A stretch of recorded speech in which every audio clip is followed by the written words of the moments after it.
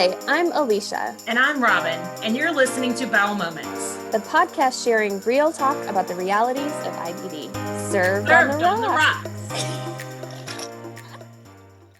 This week, we talked to Crohn's and rare disease advocate Aaron Blocker. Aaron was diagnosed with Crohn's disease when he was 17 and has since been diagnosed with a rare disease called hypophosphatasia. We talked to him about how he started his Facebook community called Support for Crohn's and Ulcerative Colitis and how it's grown. We talked to him about how he's expanded it to now include folks with more rare diseases as well, since that has affected him. We talked to him about how he's used his degree in biomedical research to create interesting and informative content for his pages. And we talked to him about parenting his 3 small children while living with 2 chronic illnesses. Cheers!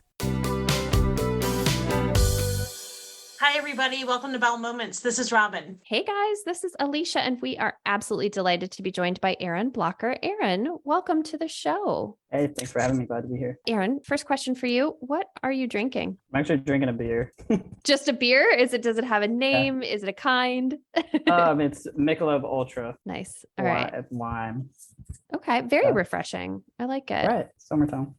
Robin, what about you? I'm on the lemon ginger tea kick. Sounds What delicious. about you, Alicia? I am drinking a raspberry gin and elderflower cocktail. It doesn't have a name, but that's what it is. Ooh, very pretty. Well, Aaron, again, we're so excited to have you on the show. I know you have quite the story. And so the next question for you is, what is your connection to the IBD community? Tell us your story. So I have Crohn's disease. I was diagnosed in 2009 at age 17. So I've been living with it since then. Of course, it presented way early on, about 5 years before my actual diagnosis. But yeah, so I was diagnosed in 2009 as a pediatric patient and have been living with Crohn's since then. And it's been completely uneventful that whole time. I mean, I feel pretty lucky in terms of living with Crohn's disease. It's very well controlled with medication. I've not had any surgery related to the disease. I still have all of my bowel, which is not the case for a lot of people. You know, I did in the beginning, like a lot of people, I was in the hospital and almost had surgery. And, you know, I spent several weeks, you know, in that initial period trying to get everything under control so that I didn't have to have surgery. And luckily we came out on top. And then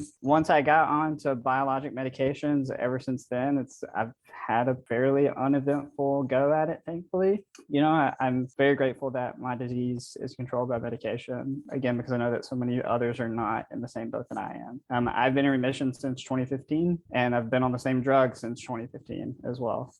I've had a couple of changes and a couple minor additions, and, you know, I've had small blockages and things of that nature, but none that have ever required any surgical intervention. You know, I genuinely feel lucky to be kind of in the place that I am with my disease. You know, there are days where I don't necessarily think about it. And that's kind of something that for me is I know that I'm in a good place when I go a day with not thinking that I have Crohn's disease. Even though you've been in remission, I know that you have been a very loud voice for patients and you started a Facebook community like very early on. Can you talk about that a little bit? Yeah. So when I was diagnosed in 2009, I had barely heard of Crohn's disease or IBD or ulcerative colitis, or I didn't know much about what that meant. And I knew that it was serious. You know, when my pediatric doctor at the time kind of, you know, had the conversation with me and we went through the diagnostic journey of, you know, ended up with Crohn's disease. I started very early on, and it was early 2010. I was diagnosed mid to late 2009, and it was probably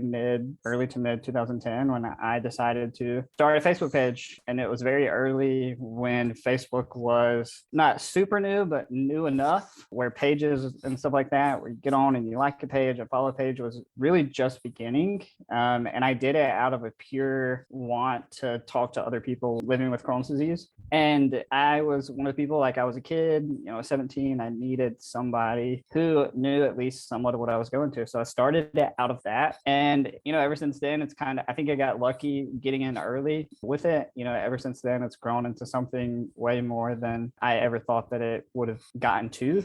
And then it has allowed me to do things like travel across the country and talk about living with Crohn's disease and, you know, go to a bunch of events and really try to champion the patient voice as much as I can. It's allowed me to do some really, really cool things, you know, that I wouldn't have been able to do without living with Crohn's disease or without just starting a page out of the pure want to meet others with this disease. And I've built up a pretty big following on the internet and do my best to kind of contribute and help patients where I can and help educate patients and support them in the journey, because there are definitely a lot of patients that need it and are not, again, in the place that I'm in.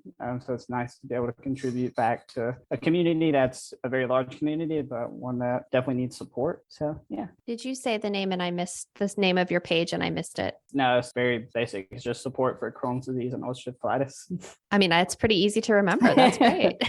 Yep. So how many folks are currently engaging with your page? So there's 27,000 people that like it. And then Holy we cow. have a monthly reach of anywhere from like 100,000 to 400,000 people, ebbs and flows. But yeah, it's pretty big and has allowed me to do a lot of things. But it's been really cool to watch it grow and to organically grow over the years to where it's at now. So just one or two people, like, I mean, just a a handful, couple. just a handful of people. A couple of questions about this, and I don't. All right. You can take them in whatever order you want to take them in. So, Okay.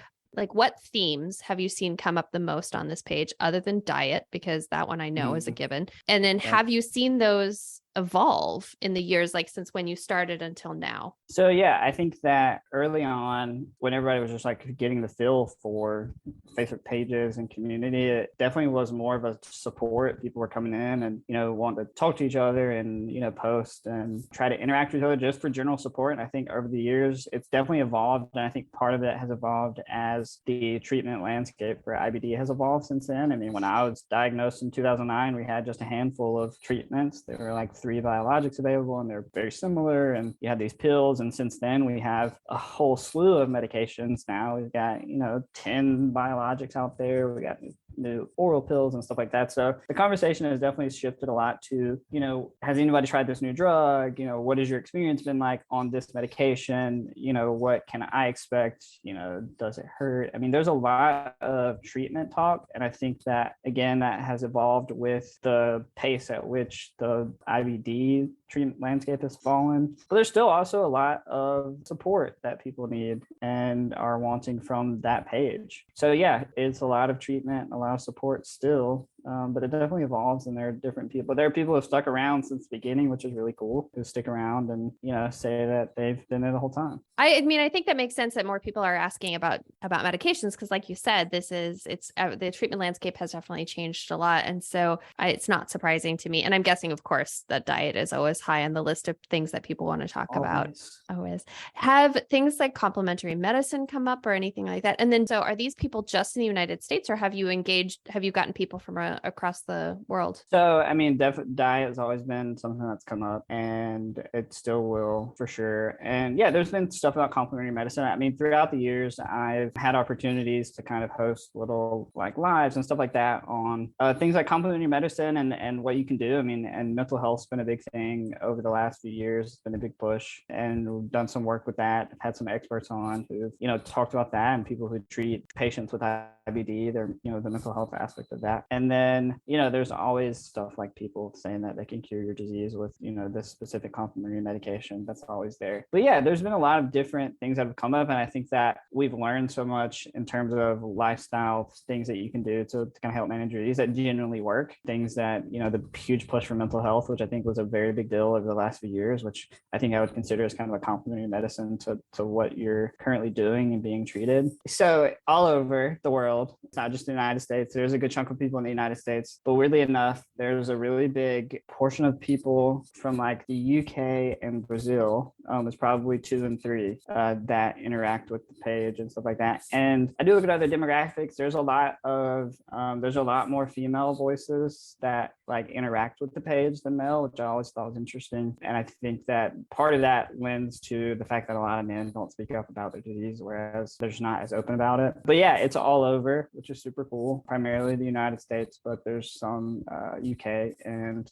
Brazil, really enough. I'm curious, is it hard to admin that many followers? Do you get help? Is it hard to admin that many followers and to monitor that? It can be. And I think that over the years, a lot of stuff like with Facebook has evolved that allows you a little more ways to sort of, like automate some of the admin part of it. Like there's certain things that you can do that you can limit, that you can, have stuff flagged. And that's been very helpful. But throughout the years, I've had people come in just here and there other patients who I know, who I trust, that had the ability to kind of help moderate some of it. Over the last few years, it's primarily been me doing it, but a lot of that just lends to the ever evolving platform that is there that genuinely does allow some more of automated moderation. But there are definitely times it's really hard to do that and to go in and literally sift through a bunch of comments. But also the community as a whole, they have the ability to kind of like report stuff and send stuff to me. And I do get that. And there are people who are really involved just in the community as a whole that kind of send stuff to me and, kind of help moderate as a whole, which I think speaks to the community itself. And there are people out there who don't want misinformation and people who, you don't want anybody bullying on your website or anything like that. So it can be difficult at times for sure, but it's gotten easier over the years. And I think part of that is, again, the evolving platform, and then just being able to fostering the community that we kind of wanted to build has generally helped not having to moderate as much. That actually gives me hope because I'm legitimately trying to protect our peace on our social media platforms. I mean, I don't want misinformation. I don't want bullying, but I also don't want anybody bullying us. Right. I don't want anybody bullying each other, I guess, or us either. So yeah, that makes me hopeful that it can be done. It's definitely a fine line. You don't want to push too many people away, but you also don't want people to come in and push other people out. So you have to find kind of that middle ground of, what kind of constitutes a response and what, constitutes potentially banning somebody from it. And, had gone down that road before. There are people who no longer have access just because they cause too much strife. But yeah, it definitely can be done. And I think that over time it gets easier to do. I do think that's really hard though, because you don't want to necessarily stifle someone's passion and their voice. And many people get really excited and passionate to share what works for them. And sometimes that passion can translate into, what's the word I'm thinking of? Like bullshit. No, I was thinking like zealous, like zealotry. You know what I mean? Like that passion can sometimes become like, this is the answer. And no, there are no other answers because this worked for me. And I think it's so difficult because we all three of us know that what works for Robin isn't going to work for Aaron, isn't going to necessarily work for me. But not everybody does, I think. And sometimes they just really get into the sort of, mindset of like, I have stumbled upon the cure. And so therefore I must tell the masses. And like, again, you don't want to stifle their excitement and them sharing what worked for them. But at the same token, you also want them to be like, you need to calm down a little bit. Like that it worked for you. Cool. So it sounds like you do some education on there where you invite some guest speakers in. How often do you do that? And then is that something that organically happens because you've seen a lot of conversation about a topic, or do you have planned content? So, there's stuff that is definitely planned for sure. And the stuff that involves having some kind of expert in is definitely planned more just because you're on their schedule, especially if it's like a physician or somebody who's clinical, their schedules are very crazy sometimes. So that part is planned. A lot of the content on there is stuff that I create personally that I do and kind of moderate. And I have gotten to a point where I've put out enough content where I can recycle some stuff and, stuff that's meaningful, stuff that, may help, there are certain things that you can,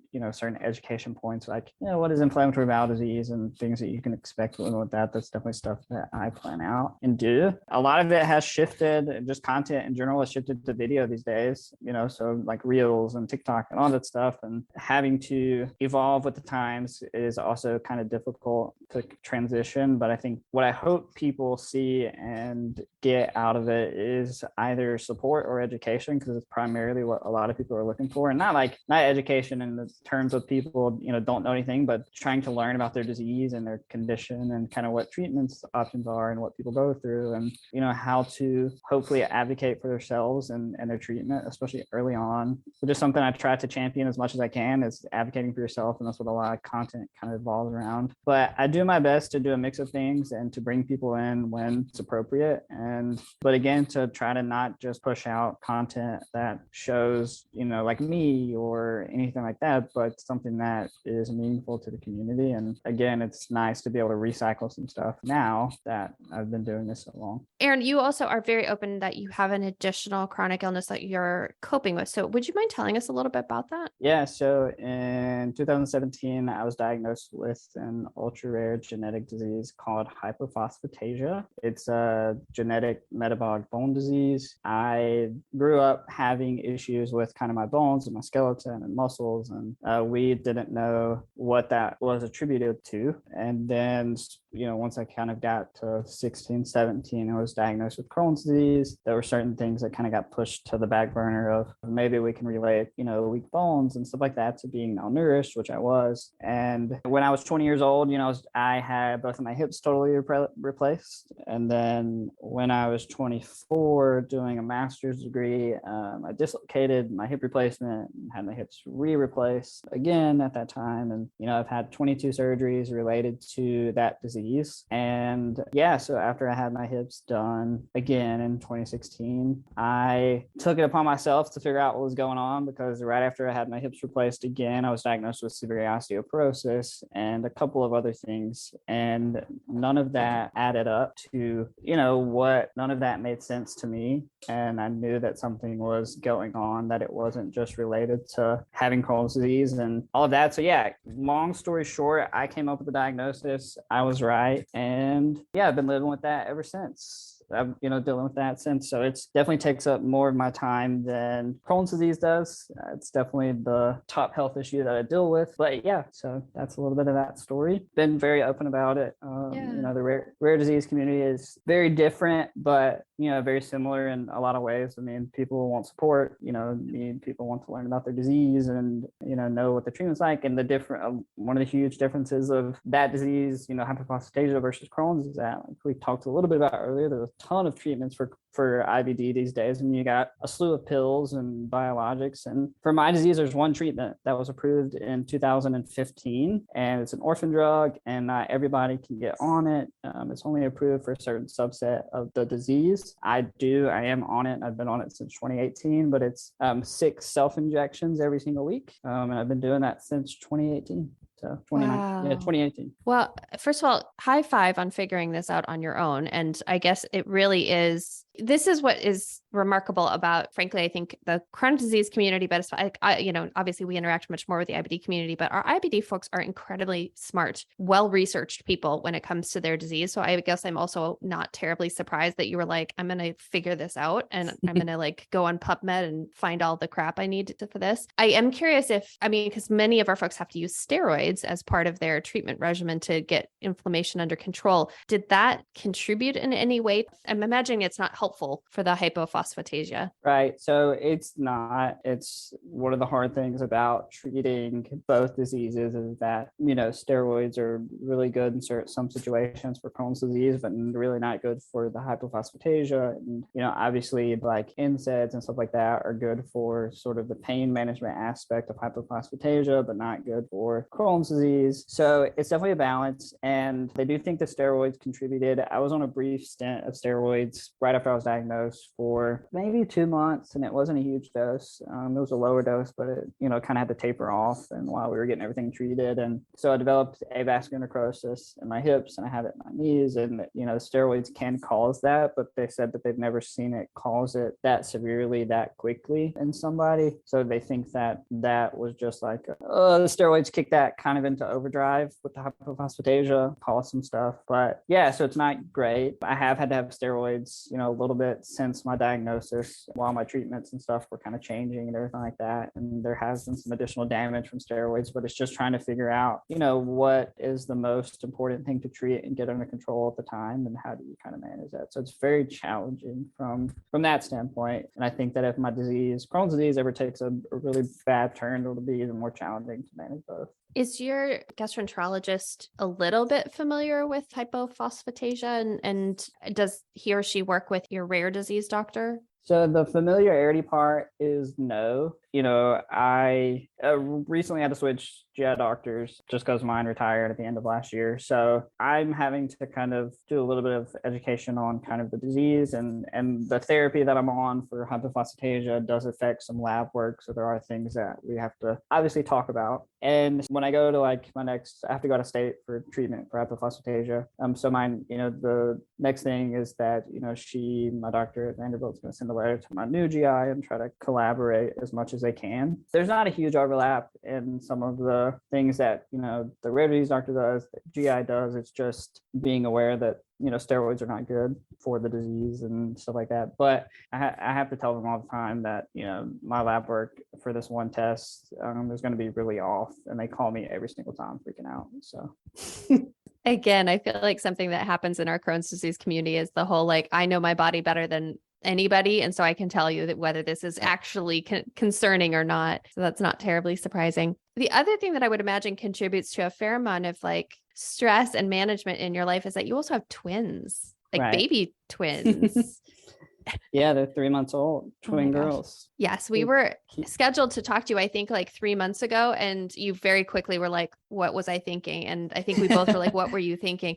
Right. So talk to us a little bit about parenting twins living with two illnesses. Right. The twins they're my second and third child. So we actually have a 4-year-old son who keeps us on our toes as well. It can be very challenging. We'll say this, like the twins have not been currently as hard as we thought it would be, thankfully. There was that initial, we slept we didn't sleep in the hospital at all. When we were there, we went through a period of just like a week of just like literally no sleep with the hospital and stuff like that. But once we settled in, it was all good. But I did have some issues I'd had some Crohn's issues kind of flare up during that period of adjustment and no sleep and stuff like that for that first like a week that we were getting everything transitioned and trying to get our older son kind of transitioned. So there was definitely some impact to my disease and that initial trying to get used to everything and get out of the hospital and all of that. But yeah, it's definitely challenging. From my other disease, the hypophosphatasia, I do have to go out of state for treatment. There's nobody here where I am that knows anything about the disease, so I was referred out of state. So I do have to travel every 2 to 3 times a year for a couple of days at a time. It's very hard, when like my son doesn't understand when I'm away for 3 days and then having to be away from now the twins. I go out of town in a couple of weeks for that, so I'm going to be away from them. So there are aspects of it that's really hard. Being away is hard, and then my son will, now that he's getting older, ask about all the injections and the surgeries and all of that. And I just am open and honest with him as much as he can kind of take in. I never hide my illness or anything from my family or my kids or anything like that. I do my best to be present where I can, and on the good days, try to make sure that I do what I can to be in their life and all of that. And it's very challenging. It's a huge balance, and I am thankful that one of my diseases is barely under control so that I can kind of take the other. And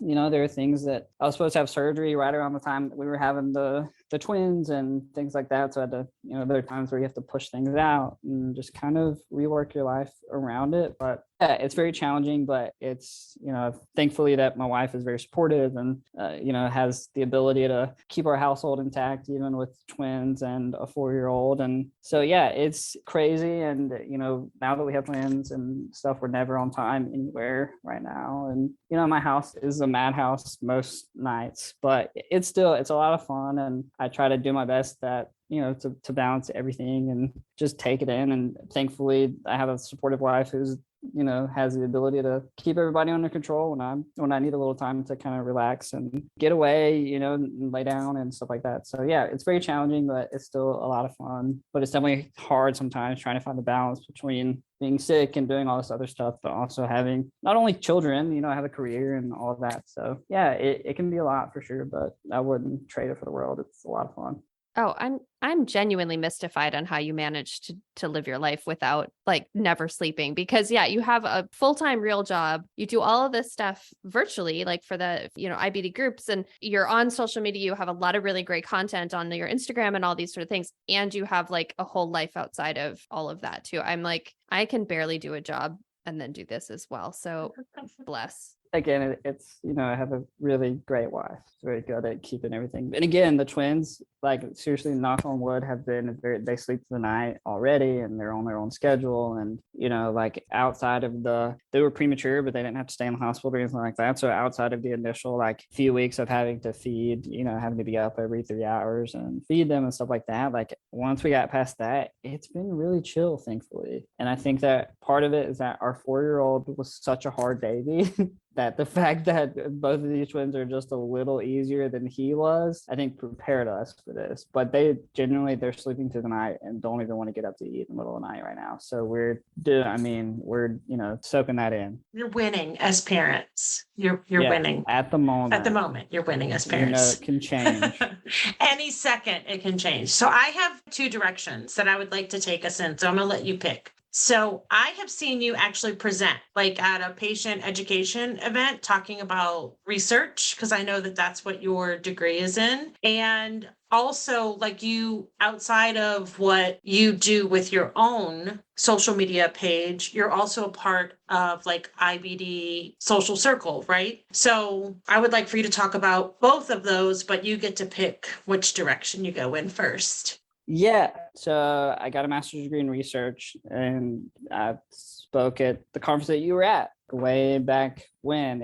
I had just actually had one of my hip replacements, and then came to the conference and then left and had another hip replacement. So I did my degree, my master's degree in biomedical research, and did the bench research for a while. And once I was going to get a PhD, I got into multiple programs and decided not to do it once my health kind of took a turn with the rare disease diagnosis. I was diagnosed at the very end of my master's degree, and I'd already had the 2 hip replacements, and having to travel and all of that stuff, just kind of the rare disease came to a point ahead at that time, and I just had to take time for myself.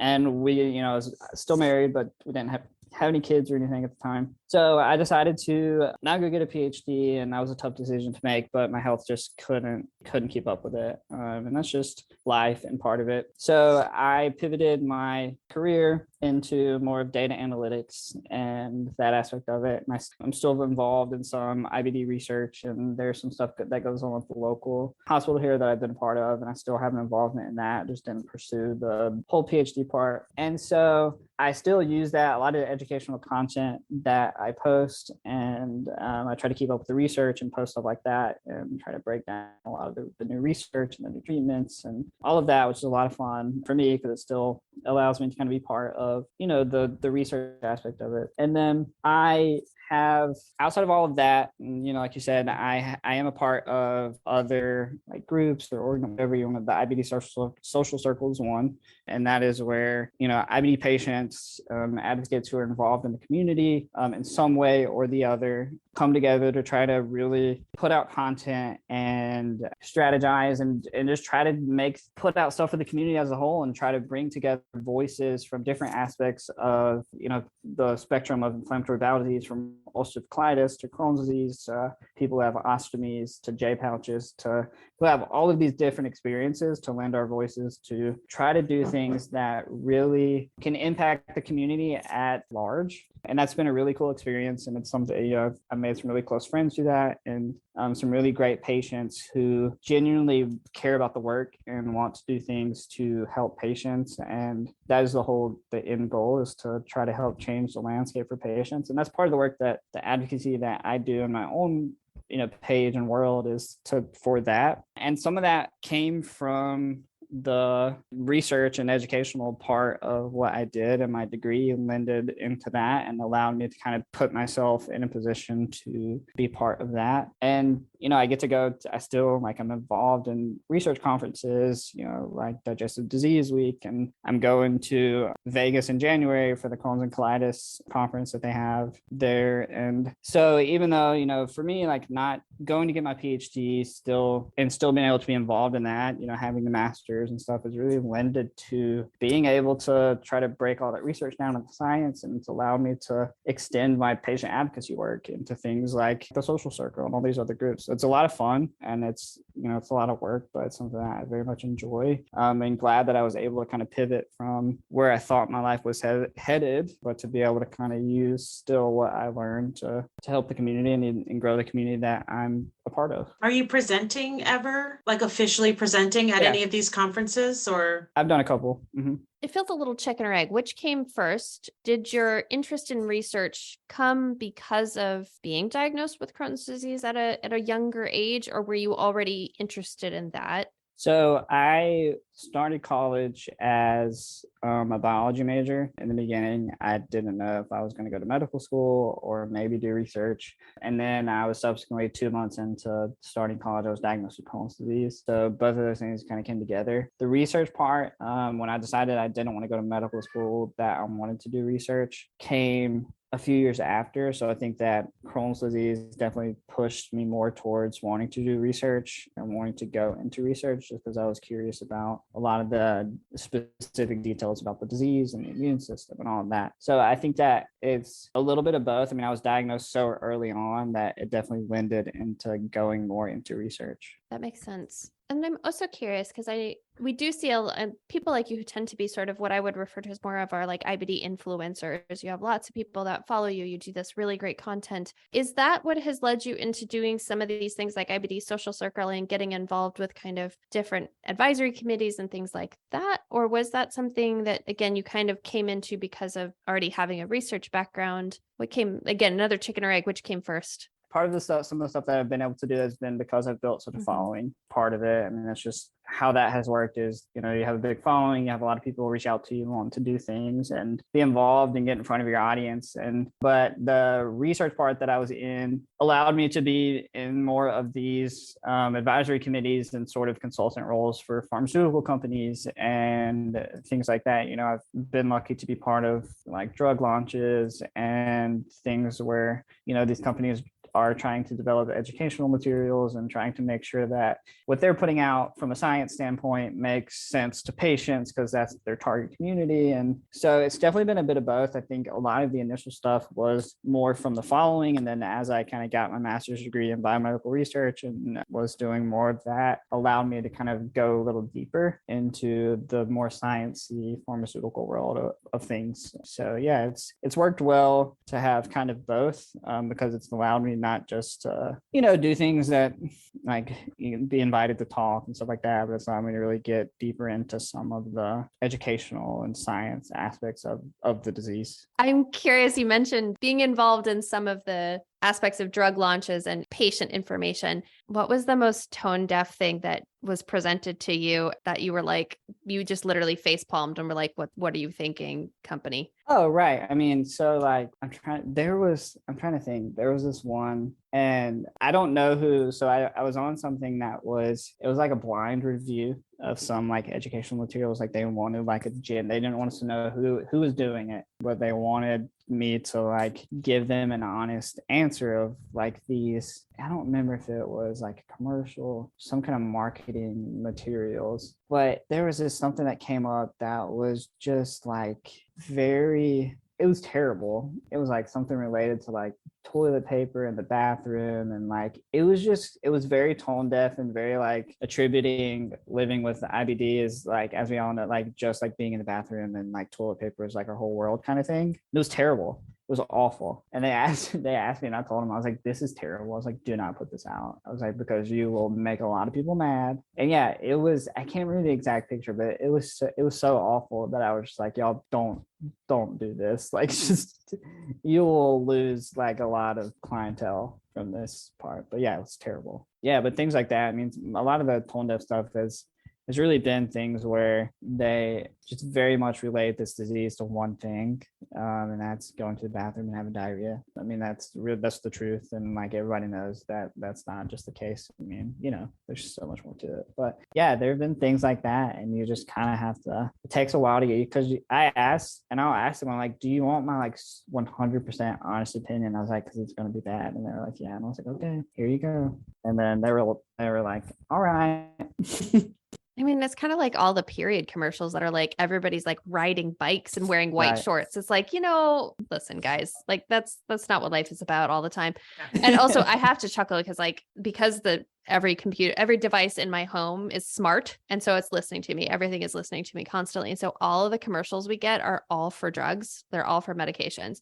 And so, and there, a lot of them are IBD medications. And so my husband is always like, why is everybody like happy and running around? Like, why is this a thing? But you're right. Even still, the commercials are a lot about like bathrooms still, you know, and I mean, how many conversations have we had from people that are like pain, fatigue, all this other stuff that goes along with it. And so I just think it's funny. No, my personal favorite, this is totally off topic, is all the old, what were the herpes commercials where everybody's like frolicking outside in the sunshine and they're like on hammocks. My friends and I used to say, if we could only get herpes, we'd be as happy as they were. Look how happy they are. If we could only get herpes, we'd be as happy as they are. Here's the thing though, it's not the herpes, it's the medication. So it's really just like the medication that suddenly is like, it's actually an antidepressant. That's what they don't tell you. True. Sorry. That's what we got. Or speed. One of the two. Got it. Yeah, got it. Sorry. Back to you, Erin. Back to you.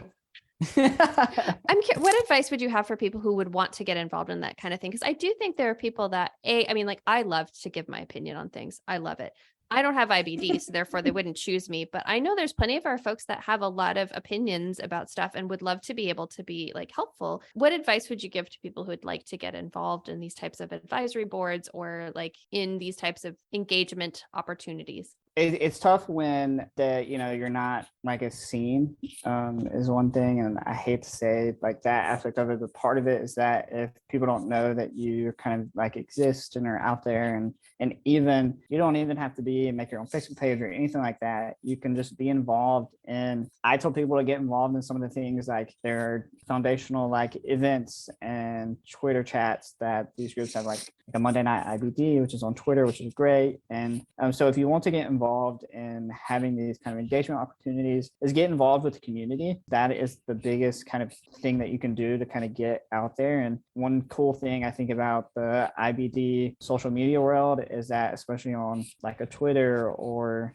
even more Instagram these days, there are these physicians and research institutions that are on there and actively involved in the community. There are a ton of IBD physicians out there who are very much in the space and interacting with patients. And I have, there are physicians that I know and have worked with and done stuff with that I can text or send a Twitter message and just ask general questions. And they're very, very involved in the community. And so getting involved in that way is something that can very much help you get into more engagement opportunities. There are like smaller pharmaceutical companies that are on the internet and social media who interact with these communities now. And I think that what we've seen, especially in like the pharmaceutical and advisory board world over the last few years, is that they're very much pulling more patients in and not just patients who, sort of like me and some of the other people who have been in this for a very long time, but they want more of your kind of everyday patient who is really just in this and doesn't necessarily want to be in the spotlight, doesn't want to do all that, but wants to contribute. But so they want, that everyday experience of people who just want to live with the disease and kind of do their own thing and stuff like that, but are willing to share their opinion. So my biggest piece of advice would be get involved with the community. And that doesn't mean getting out there and just sharing your story. That can be interacting with other patients and some of these physicians and some of these institutions that are on social media. And there are things that are posted, like where they're asking for your opinion and that you can send stuff in. So yeah, get involved. I think like Twitter is a really good space for that, just because there's so many physicians on Twitter right now. So get involved in that community. Look up, you can do hashtags, hashtag IBD, hashtag Crohn's, hashtag ulcerative colitis. Just look it up and get involved with the community, and that will go a long way of trying to get your name out there and getting involved with this stuff. And eventually you will have people either invite you to do like a little advisory board or be part of little things. And two is, I think that part of it is if you genuinely want to get really involved and like with the community and get involved in like a lot of advocacy boards and with these companies, is make your intentions clear. Reach out to the company, reach out to people doing the studies. The worst thing they can do is say no or not respond. But I did that early on. I would reach out to these companies and stuff like that saying, hey, look, if you need somebody to give an opinion or share their story, like I'm your guy. And eventually somebody bit and it turned into having a long relationship with some of these companies. So get involved in the community and kind of make your intentions known if you genuinely want to get involved. Awesome advice. So where do people go, patients that want to get accurate but understandable information on IBD research? I mean, the Crohn's and Colitis Foundation is a Yep. good one, of course, just because they genuinely do have good, accurate information. And then I would look to some of these IBD centers that are online. I mean, you got like University of Michigan, and I think like Vanderbilt, like these places have true IBD centers that also put out accurate information about the disease. So definitely go there. And if you find a good patient advocate, somebody like that, they can typically point you in a direction of what you're kind of looking for. But I would say the foundation, research institutions, like true IBD clinics. I mean, depends on how far you want to go. You can always go to like PubMed or something like that if you're really, really into research. But if you're not, I would definitely kind of go that route with it. So also just be careful. We all know, be careful with the internet, careful what you Google, because you could get something crazy. Yes, very much so.